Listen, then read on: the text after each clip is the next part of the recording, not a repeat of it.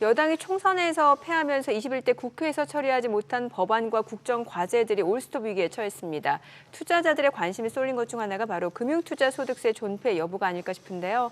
여당이 마지막까지 호소했던 게 바로 이 금투세 폐지죠. 네, 야권 일각에서 이 금투세 폐지를 고소득자 감세로 보는 만큼 금투세 폐지가 어렵지 않겠느냐 의견이 이제 나오고 있습니다. 금투세의 운명 함께 진단해 보시죠. 오늘은 정의원 변호사 자리했습니다. 어서 오세요, 정 변호사님.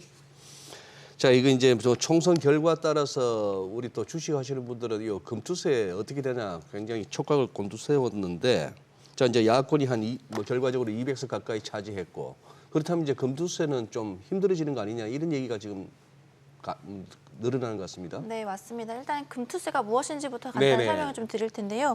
금융투자소득세라고 해서 대주주인지와 상관없이 주식이나 펀드, 채권, 파생상품 등의 금융상품을 거래했을 때 발생하는 수익에 대해서 세금을 부과하는 제도입니다. 네. 양도소득세 개념으로 생각하시면 좀 편하실 텐데요.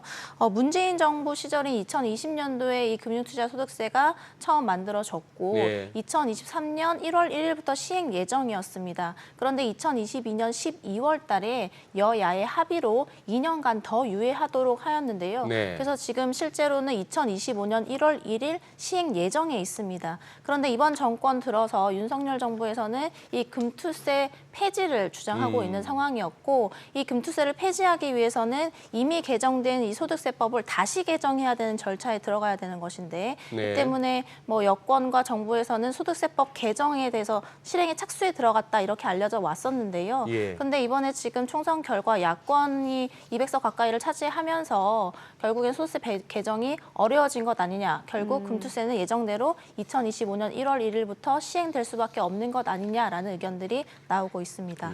이게 사실 야당 합의 없이는 금투세 폐지 자체가 쉽지 않다 이런 얘기가 나오고 있는데, 일단 고소득자 감세 비판도 있겠습니다만 세수 감소 자체도 문제인 거잖아요. 네, 맞습니다. 윤 대통령은 지난 1월 달에 증시 개장식에 가서 무조건 폐지하겠다 이렇게 공론화했거든요. 그런데 이제 민주당 측에서는 결국 총선 전에 검토 중이다 이런 입장을 보였었고, 일부 더불어민주당 측에서는 부자 감세이다, 그다음에 세수 감소에 우려가 있다 이런 입장을 취했습니다. 근데 실제로 그 국회 예산정책처에 따르면요, 금투세가 내년에 시행되면 약 3년간 4조 원 이상의 세금이 추가로 거칠 것이다 이런 예상이 있거든요. 거꾸로 말하면 결국에 이걸 시행하지 않는다면 1년에 1조 원 이상의 세수 감소 효과가 발생한다 이런 이야기가 될 것 같습니다. 따라서 결국에 금투세를 예정대로 시행하지 않으면 세수 감소 우려가 좀 심각한 것 아니냐 이런 우려가 나올 수밖에 없는 상황은 맞는 것 같습니다. 그래요. 세수 감소 효과. 일단 투자자 입장에서는 이제 이 금투세 세금 내야 되는 거니까 번 거에 얼마가 이제 세금으로 나가니까 반가울 수는 없고. 그렇죠. 야당에서 이제 폐지 반대한다면은 당장 내년부터 이제 시행된다고 봐야 되고, 우리 투자자분들은 그러면 어떻게 준비를 어떻게 해야 될까요? 일단은 이 금융투자소득세가 무엇인지, 네. 그리고 어떻게 지금 세금이 부과되는지. 매겨지는지 이거 부분들을 명확하게 좀 알고 계시는 것이 도움이 될 것 같은데요. 금융투자소득세는 아까 말씀드렸다시피 주식이나 채권, 파생상품, 금융상품이라면 거래 시 발생하는 수익이 있을 텐데 해당 수익에 대해서 양도소득세 개념으로 세금을 부과하겠다라는 제도입니다. 그런데 이 금융투자소득세 같은 경우에는요, 손실이 있을 수도 있고 이익이 있을 수도 있기 때문에 이 손실과 이익을 과세기간 내에 합산을 해서요, 소득을 산출을 하게 되고, 금융상품에 내가 무엇을 투자했느냐에 따라서 5천만 원 또는 250만 원의 기본 공제를 받으실 수가 있는데요. 그럼 어떤 때 5천만 원이나 받을 수 있고 또 어떤 때는 250만 원만 받느냐 이런 의문이 생기실 텐데, 국내 주식이나 국내 주식형 적격 공모펀드 같은 경우에는 5천만 원의 기본 공제를 받을 수가 있습니다. 5천만 원까지 번 거는 세금 안 내도 된다? 맞습니다. 근데 그 외에 모든 금융투자소득은 250만 원의 기본 공제가 이루어지는데, 해외 주식이라든지 비상장 주식, 펀드에 투자하시는 경우에는 수익이 발생하면 250만 원의 기본 공제금만 받으실 수가 있는 것입니다. 세율이 또 중요할 텐데요. 3억 원을 넘지 않는 경우에는 20%, 3억 원을 초과하는 경우에는 25%의 세율이 매겨지고요. 간단하게 제가 계산을 한번 예를 들어서 말씀드리면 편하실 것 같아요. 예, 그래서 결국에 내가 국내 주식에 투자를 했는데 6천만 원의 소득을 얻었다. 근데 이 경우에 만약에 5천만 원의 기본 공제가 들어가기 예. 때문에 결국 1,000만 원이 소득으로 잡히게 되는 것이고 예. 여기에 20%의 세율인데 지방소득세 합산하면은 22%가 되거든요. 어허. 그러면 약 220만 원의 세금을 내야 한다. 이렇게 생각하시면 좀 편하실 것 같고요. 네. 또 궁금하실 부분은 작년에 내가 국내 주식에 투자했는데 다 손실을 봤다. 어허. 네. 그런데 올해는 내가 다 수익을 봤다. 네. 그러면은 올해 수익에 대해서는 전부 다 세금을 내고 네. 저번에 손실에 대해서는 반영되지 않는 것 아니냐 네. 이렇게 생각하실 수 있지 않습니까? 예, 맞아요. 그러면은 작년 내가 손실 분은 네. 이번 수익금에서 또 공제가 됩니다. 아, 그래요? 그래서 따라서 내가 올해 7천만 원의 수익을 얻었는데 음. 작년에 내가 2천만 원의 손실이 있었다. 음. 그러면 5천만 원이 되는 아. 것이고요. 근데 이제 기본 공제까지 들어가면 결국에는 세금은 내지 않아도 되는 것이죠. 그 마지막 끝부분에 설명하신 거는 진짜 다행입니다. 안 그러면 억울하죠. 번 거는 칼같이 세금으로 나가고 잃었을 네. 때는 전혀 그게 없고. 네. 이게 참 어디에 투자했는지에 따라 이제 공제도 다르고 지금 보니까 세제 혜택도 다른 것 같은데 대체로 이제 펀드 자체가 세제 혜택이 부족하다 이렇게 알려진 것 같거든요. 이러면은 펀드 투자했던 분들은 자금을 뺄 것 같아요. 네, 맞습니다. 금융투자소득세 도입되면 펀드의 대탈출 사태가 벌어지는 예. 것 아니냐 이런 얘기가 나오고 있는데 제가 한번 이것들을 왜 이런 현상이 의견들이 있는지 표를 보면서 한번 설명을 드려야 네. 편하실 것 같습니다. CG 표를 한번 보시면요. 지금 국내 주식이나 국내 주식형 ETF 같은 경우에는 현재 매매 차익 같은 경우에는 비과세입니다. 근데 금투세 도입되면은 5천만 원 기본 공제를 받으시고 세금이 이제 부과가 되는 것인데요. 네. 국내 주식형 펀드 같은 경우에는 지금 매매 차익, 환매 차익 같은 경우에 이제 양도소득세 개념으로 금투세가 매겨지게 되는데 이때 공모 펀드 같은 경우에는 5천만 원의 기본 공제를 받아가실 수가 있습니다. 네. 그런데 사모펀드 같은 경우에는 250만 원만 공제를 받으실 수가 있기 때문에 어떤 펀드에 투자하느냐에 따라서 지금 공제 금액이 굉장히 크게 차이가 나고요. 또 공모펀드 같은 경우에도 국내 주식만 담겨져 있지 않고 해외 주식이라든지 부동산과 관련된 주식들이 담겨져 있을 수 있기 때문에 5천만 원 기본 공제 다 받으실 수 없을 수 있거든요. 예. 그렇게 되면 내가 펀드에 투자하게 되면 직접 투자하는 것에 비해서 기본 공제가 확실히 줄어드는 효과가 발생하는 것이기 때문에 결국에 세금 부담 때문에 펀드 투자 비율이 좀 줄어드는 것 아니냐 이런 의견들이 나오고 있는 것 같습니다. 아니 우리 정 변호사님 보시기에 저 금투세 저 국내 주식형 펀드에서 매매 차익 쪽에 왜 공모하고 사모하고 저렇게 차이는 왜 둔다고 보세요? 이제 결국에는 국내 주식에 투자를 많이 하기를 위해서인 거고 그다음에 적격 공모 펀드나 이런 부분들에 대한 그쪽을 투자를 좀 좀 활성화시키기 활성화시키겠다. 위한 것 아닌가 이렇게 생각이 됩니다. 네. 지금 이제 한국 주식시장을 활성화시키기 위해서 그래서 이제 또 어떻게 보면 장기 수건 사업이기도 했지만 이 코리아 디스카운트라는 이걸 좀 해소해야 되겠다는 것이고 그 중에 이제 하나가 밸류 프로그램 진행하면서 상속세, 법인세도 이제 손보겠다 이런 상황인데 이 와중에 지금 일단 금투세가 이제 먼저 이슈가 되고 있는 거죠. 여기서 그러면은 금투세 폐지가 결국 여기서 무산된다. 그러면 코리아 디스카운트 해소 노력은 물거품 되는 거 아니냐? 이런 얘기 반면에 거의 뭐 영향 별로 없을 것이다. 뭐 세금 낸다고 거래 안 하겠느냐, 매매 안 하겠느냐 이런 얘기하고 어떻게 보세요? 네, 결국엔 지금 여야의 가장 큰 이견차를 보이는 자본시장 정책 중에 하나가 바로 금투세이거든요. 네네. 이 금투세 같은 경우에 정부에서는 이 기업 가치를 끌어올리려면 상속세, 법인세 손보는과 동시에 이거 금투세 폐지 분명히 해야 된다 이런 입장이고요.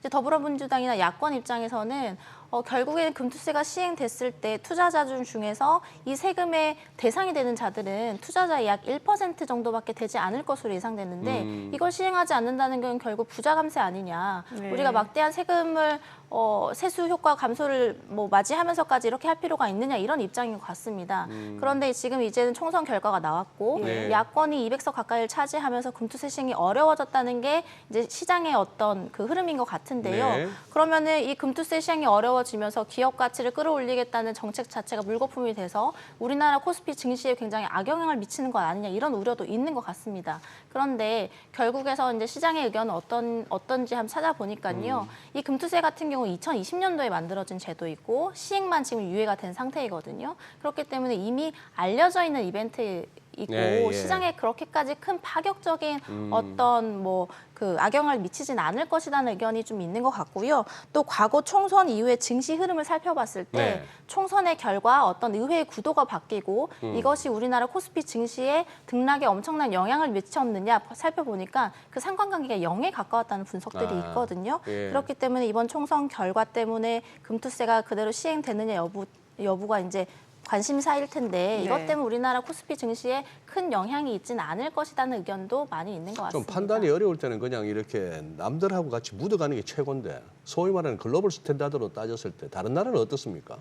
어떤 걸 말씀하시는 그리고 이 거죠? 금투세라는 게 그 주식 뭐 펀드가 됐건 직접 매매가 됐건 벌면은 번만큼 세금 좀 내자. 이게 지금 일반화된 거예요? 아니면은 우리만 이러는 거예요? 그건 뭐 제가 뭐 해외 사례까지는 전부 다 살펴보진 않았기 때문에 잘 모르겠지만 일단은 우리나라 같은 경우에는 그 상대적으로 비슷한 수준의 기업 해외 기업과 비교했을 때 네. 기업의 그 증시의 가치가 좀 낮다라는 것은 우리가 다 알고 그거는 있는 사실이기 분명하고, 때문에 네. 그 부분들을 좀 해소하기 위한 방편으로 이제 여러 가지 제도들이 고민되는 것 같은데 그 중에 하나가 결국엔 금투세 폐지가 아닌가 싶습니다. 네. 결국엔 이렇게 금투세가 시행이 되면 큰손 투자자들이 빠져나갈 우려들이 있을 충분히 것이고 있죠. 예. 네, 그렇게 되면 결국 일반 투자자들에게도 영향을 미치지 않을까. 그렇게 되면 결국에 또 우리나라 기업 가치가 또 하락되는 예. 뭐 그런 흐름으로 가지 않을까 하는 이제 우려 때문인 것 같습니다. 실제로 지금 외신에서 이번 총선 야당 승리로 뭔가 좀 친기업, 친투자자 정책이